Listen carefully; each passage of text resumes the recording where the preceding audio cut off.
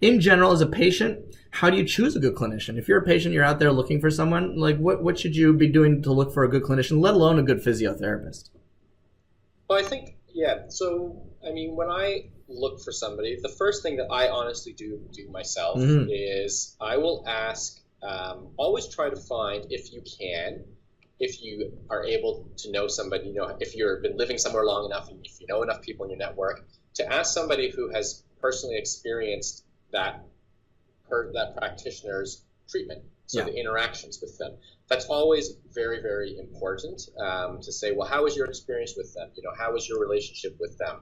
And it's not always about, well, did you get better and how fast did you get better? Because satisfaction in healthcare isn't always about just that. That's a big part of it, but that's definitely a big part of it. You obviously want to do a full, what I would call, background check in their credentials. I'm somebody who maybe more than others will do things like a lot of research on a specific area, whether it's I'm going to have my car fixed, maybe to the point of obsession, or I'm going to, find a new accountant or something like that. I do things like research. Well, they have these letters behind their name. Well, what do these letters actually mean? Because these days people throw all kinds of letters behind their names without meaning. Sometimes they're meaningful, sometimes they're not. So I would say when you see all those letters, actually look them up, see what they're about. You can find anything that indicates that those are of value or not, because especially in our profession, there's a lot of certifications out there. There are a lot of postgraduate types of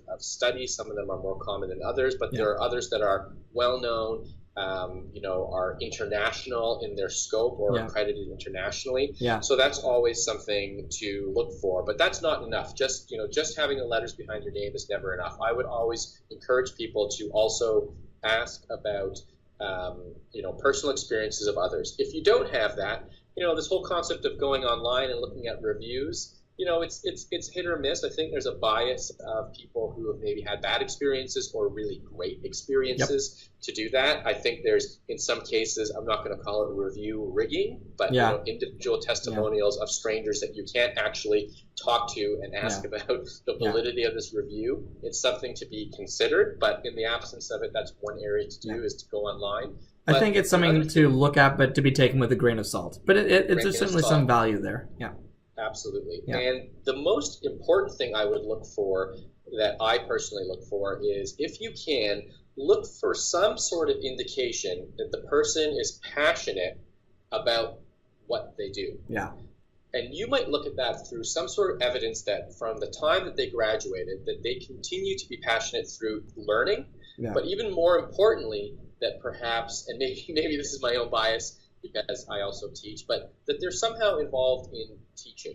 Now, I don't mean they have to be, a university professor, but perhaps they do something like mentor others. Yeah. That they have indicated that I am also involved in taking, entry level or university students or postgraduate students studying to a certain pathway, that they, perhaps volunteer their time towards certain types of committees, showing that they're really involved, that they're motivated. And I think that's a big thing. So asking your friends and peers, coworkers, looking at their background, and most importantly, some sort of indication that they really are passionate about what they do. Like if I were to look for a physiotherapist in downtown Toronto and I came across your video blogs, I would think that that's somebody who clearly is very passionate about what they're doing. They're not just showing up at the door, 9 o'clock, treat some patients, go home, 5 o'clock. They haven't lost the passion for what they do because they're actually, you're taking time, for example, to speak with me. I learn as much from you as you